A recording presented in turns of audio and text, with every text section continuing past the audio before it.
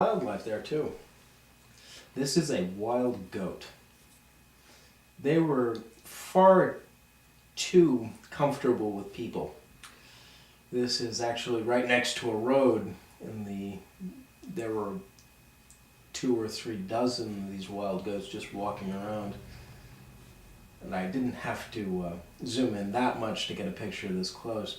Several goats would actually, when they would see a car, would actually walk into the middle of the street as if to say hello. And the cars would honk at them to try and encourage them to get out, and they would just stare. And then finally move on when they wanted to take a bite of something.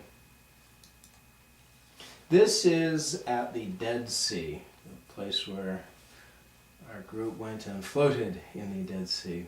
Yes, I joined in that experience. This place, the Dead Sea, has a higher salt content than any other body of water on Earth. It's 1/3 salt. And it looks like it too, a very, very oily appearance, but it feels like very, very soft water, which makes sense. You can't sink in it, but you can drown in it. So they advised us not to flip over. Also not to let the water touch our mouth or eyes. Unfortunately, one of the people in our group actually did get a little bit of water in the eyes, but we had water bottles standing by to wash it out. If you let the water sit in your eyes, it can temporarily blind you. This is at Qumran. This is where the Dead Sea Scrolls were found. It's not that big a site, but it's really, really an impressive archaeological find. I didn't actually see the Dead Sea Scrolls, even in the Shrine of the Book. They don't have the Isaiah scroll out for public view anymore. Even the little light they had was too much for it. Now there's just a replica out there. This is Cave 4, where many important manuscripts, including the Isaiah scroll, were found. This is Jaffa Gate in Jerusalem. Goodbye, Jaffa Gate. We're about to go up to the Galilee. And this is at Caesarea Maritima. We took the coastal road up to the Galilee and hit a few sites on the way. Some remains of Roman and Byzantine marbles and the amphitheater in the background. This is a 3rd century granite tomb of a deacon.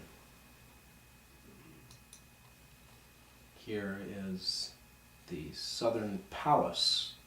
This is where the governors of Judea would have lived. In fact, right over in this corner, we see a replica of an inscription from Tiberius to Pontius Pilate. Caesarea Maritima is a very popular resort site with Israelis, thus the tables. It also has some Crusader architecture as well. This is a window that dates back to the Crusader period. And here is a person selling pomegranate juice. I didn't actually try any pomegranate juice in the Holy Land. One person was selling pomegranate juice down in Jaffa Gate, and my hotel was near Jaffa Gate, for 15 shekels for a Dixie cup size drink. That's about $5 for a Dixie cup of pomegranate juice. That seemed a bit expensive to me, though other people in our group actually tried it. This is an aqueduct that at one time led to Caesarea Maritima. Here we are driving through the Dor Valley. This is in between the plain of Sharon and Mount Carmel. The Dor Valley was at one time, and through most of its history, a wooded swamp. But in the 1920s and 30s, under the British Mandate, the British government drained the swamps, cut down the trees, and it has become one of the most fertile areas for growing fruits and vegetables in the entire country. This is the Jezreel Valley from Mount Carmel. We're standing on a church that's the possible location of where Elijah fought the priests of Baal.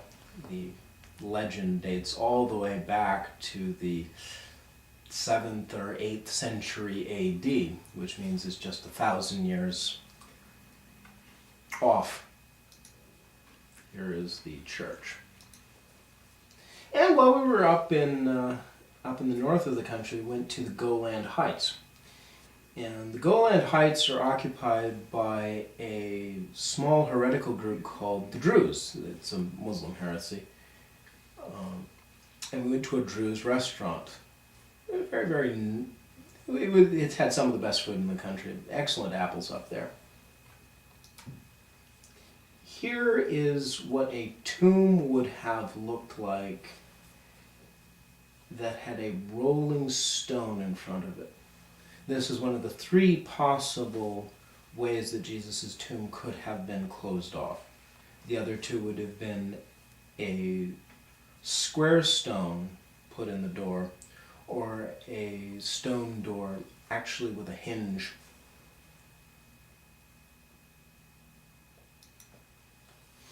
Here we are at Megiddo. And this we see in the center of our picture is the oldest altar ever found in the Holy Land. This is an early Bronze Age altar. You see the massive, massive structure. And contrary to popular belief, this is not a site of human sacrifice. Human sacrifice, to the best of anyone's knowledge, is an Iron Age custom, and that a relatively limited one. This predates the custom by 1,000 years. This altar right here could be 3,000. It could date to 3,000 BC, between 2 and 3,000 BC. This is older than Abraham. And here is a picture of a silo at Megiddo. The reason that anyone knows that it was a silo is that when it was uncovered, because it looks a lot like a cistern, when it was uncovered, stuck in the rocks, in the grooves of the rocks, was some grain that dated back to when it would have been used in the Iron Age. This is a stone manger. This is Cenomanian limestone, and they would have had something like this in Bethlehem. The nice wooden trough that we see Jesus lying in our creches look nice, but this is probably a little bit closer to what the biblical authors had in mind. Here's another side of Megiddo. And this is on a mountain near Nazareth. This is probably a place where Jesus would have grown up and played as a child, and even a possible location for where his friends and neighbors would have wanted to throw him off the mountain to stone him. And if this isn't the place, it would have looked exactly like this. And here is Nazareth. Now right here, this convent covers about the entire area that ancient Nazareth would have covered. Very, very small town. And in fact, earlier this year, an Israeli team uncovered a first century house right next to this building. I mean, just adjacent to it. We didn't actually get to see it. it takes a little bit of time before archaeological sites are open to the public. This is what Nazareth looks like today. This is part of it. It extends far over. A big, big city. It has about 200,000 people, I think. And it's a Christian city, predominantly Christian. It has more Christians than Muslims or Jews. The only city, there are some smaller villages, or at least were. Things have changed a lot recently.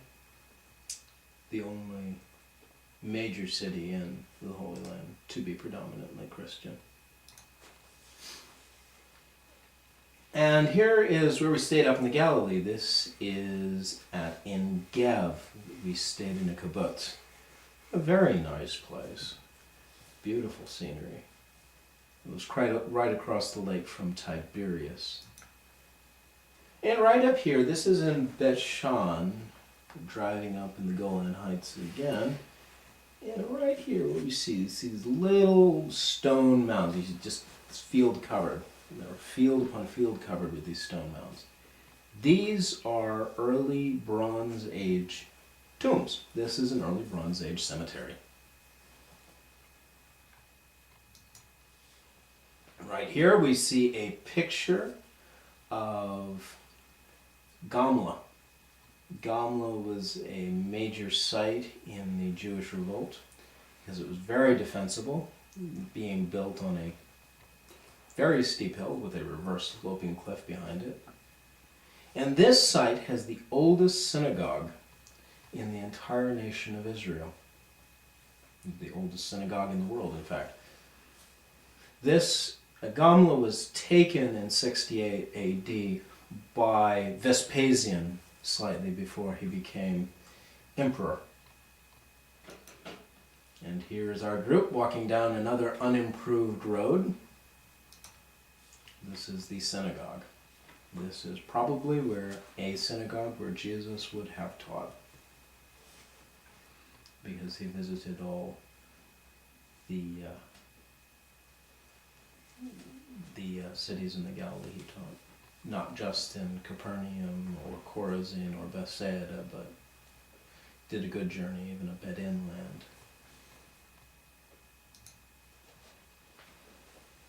This is at the Syrian border, and we see the berm which separates Israel from Syria. And here we are at Caesarea Philippi, the site where the famous statement to Peter, calling him the rock, and upon his faith the gates of hell would not triumph. And here we are looking at the gates of hell. This was at one time one of the sources of the Jordan River. An earthquake many centuries ago closed it up, and now it fills in a little bit further down. Right in the middle ground we see the temple of Zeus. And here's the alcove of Pan. Just a huge, huge cultic site. So you see Jesus talking, at least in the general vicinity of this area, and saying, this is where Christianity is going to triumph. And one of the favorite places of tourists, a gift shop. And yes, I enjoyed many a gift shop myself and spent more money than I probably should have. Here is another source of the Jordan. This is up in Tel Dan. This is the most northerly source of the Jordan. This is right on the border with Lebanon. A very nice place, and here is a sign to the Garden of Eden. The English says paradise, but Garden of Eden is also, or Gan Eden in Hebrew, is a synonym for paradise. Here is a site of the shrine at Dan, where Jeroboam I built heretical shrine in the north of Israel. Right over here, altar would have been, and right over here, you see where the idol would have been here, and the altar would have been here, and they have an aluminum frame covering about the size and area of Jeroboam's altar. Altars weren't small things in ancient times. They were massive platforms that priests would go up on and place the sacrifice, possibly symbolically, and mostly boiling the sacrifice before offering it up to a deity. This is a gate. This is an early Bronze Age gate. Now this is a Middle Bronze Age gate at Tel Dan. This is the first arch in the world. This is a 3-gate arch, the oldest arch in the world. Before this gate was found, scholars believe that the arch was invented by the Romans, or possibly the Etruscans. This predates the Romans and Etruscans by several thousand years, really turning a lot of theories on its head. This is an Iron Age gate at Tel Dan. And this is a post, or a holder that would have held a post for a canopy that would have been over the king as he sat in judgment in the city gate. This is, of course, a replica. The originals, if they existed at this site, would be in a museum. And while we were in the Galilee, we went on a boat trip into the middle of Galilee. The people on our boat were very nice and decided to put up an American flag for us. Here we are, sailing into Tiberias. Tiberias was the home of Rabbi Akiva, as well as other notable facts. And here is the oldest boat in the world at Tiberias. This is a boat that was discovered on the other side of the Galilee that dates back 2,000 years. And it's optimistically called the Jesus boat.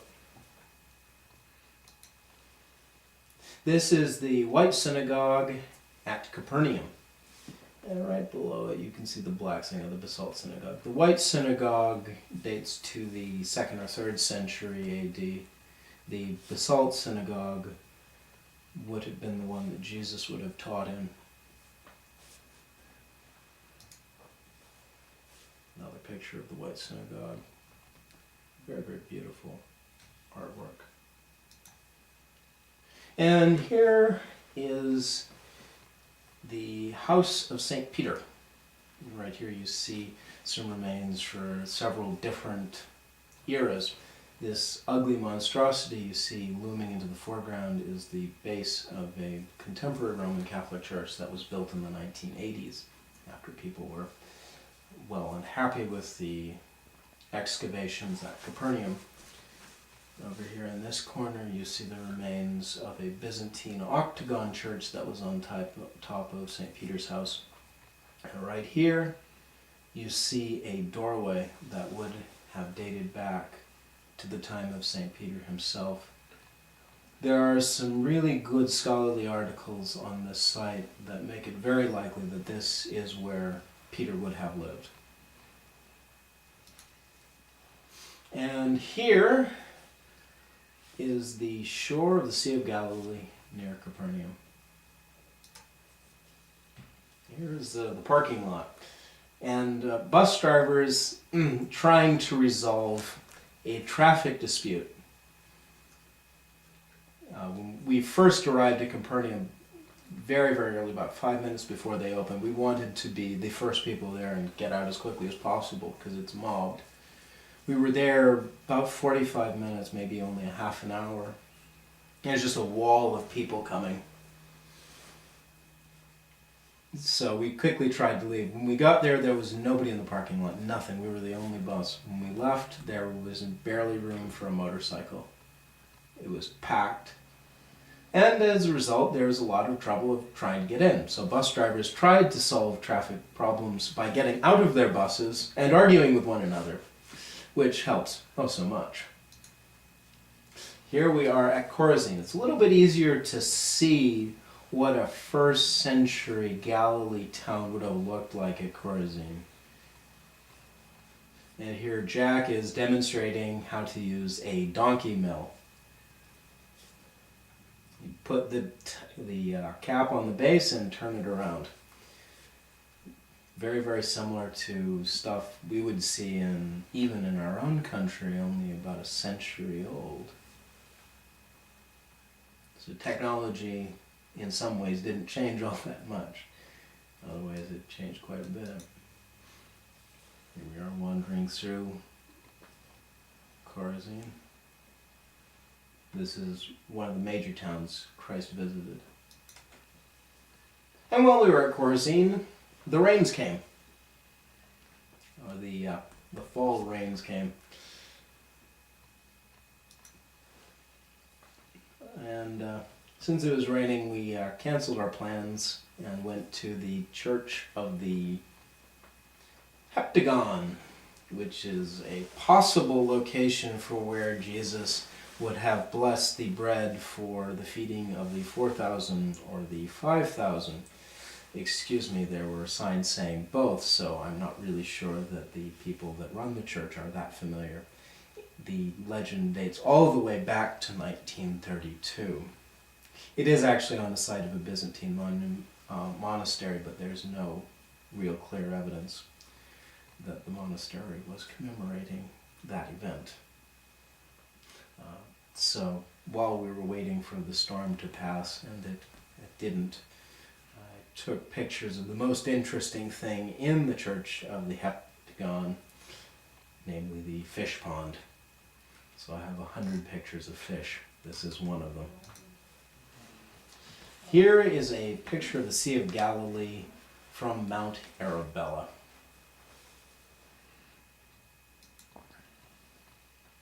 This is Mount Arabella, on top of Mount Arabella. And these are the horns of Hattin. This is where Saladin defeated the Crusader armies and opened the door for him to be able to capture Jerusalem.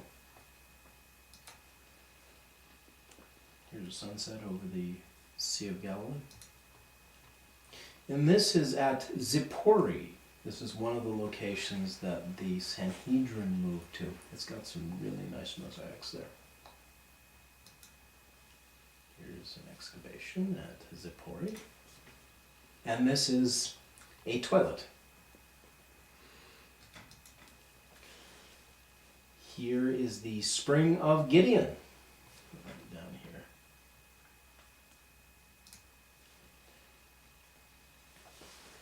here. And this is at Beth Shan, or Scythopolis.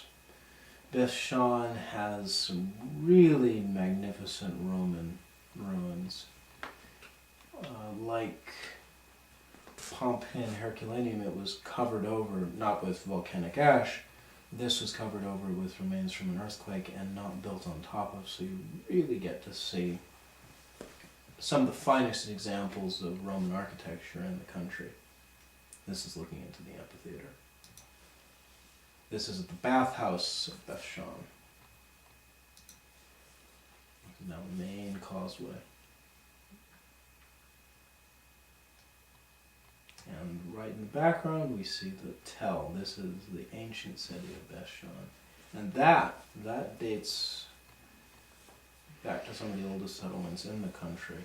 Good history of all time periods from Paleolithic era all the way up to the Roman era. And even on top of the Tell you have some later Arab settlements, but it wasn't a city after the Roman period.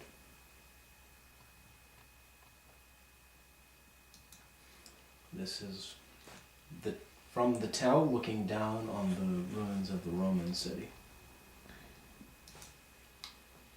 This is a governor's palace from the time of the Egyptian pharaoh Seti I.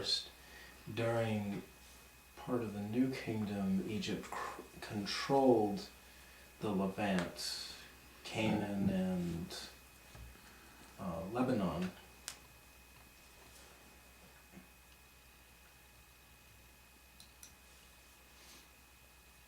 And the reigns continued. And here we are back in Jerusalem. This is Damascus Gate. Really, really impressive gate. Here's the Golden Gates. They were walled up by Suleiman, who built the Muslim cemetery right in front of them to help prevent Jesus' second coming from happening. See, the Bible says that Jesus will come back on the Mount of Olives, so of course legend developed that he'd go through the Golden Gates. Well, Jesus is to be preceded by Elijah. Well, Elijah is a Nazirite, and a Nazirite can't go through a cemetery. So he put a Muslim cemetery there. Unfortunately, it's only a Jewish cemetery that counts, so this won't stop Elijah or Jesus. This is the Al-Aqsa Mosque,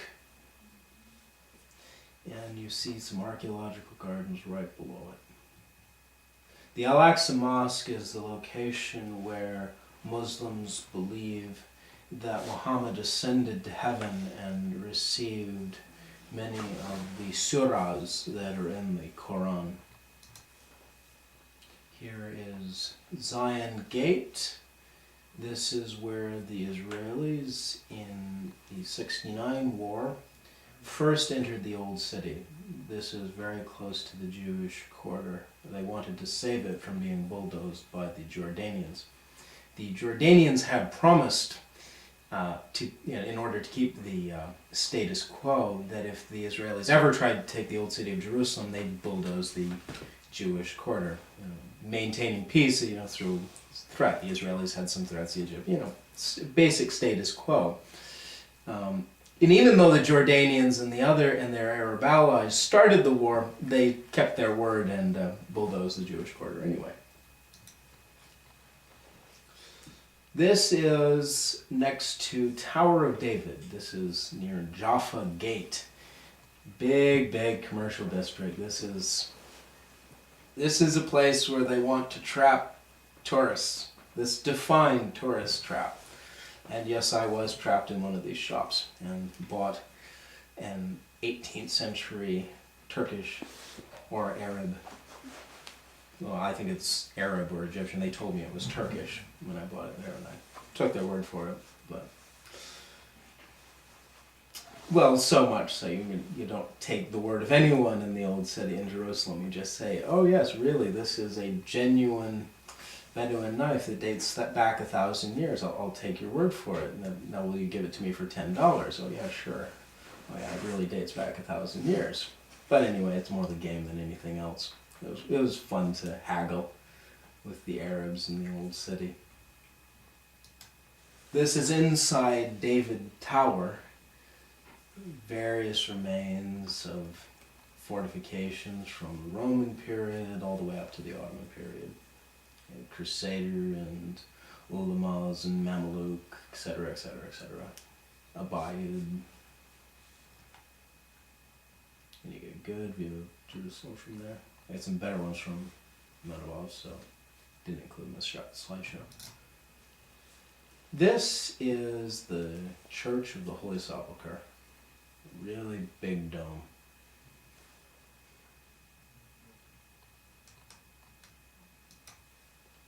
Here are some Palestinian boys playing with their pet donkey outside the walls of Jerusalem. And here are some Israelis standing on the rooftop in the Old City. This is near the Armenian Quarter. And that's my trip. Thank you. Goodbye.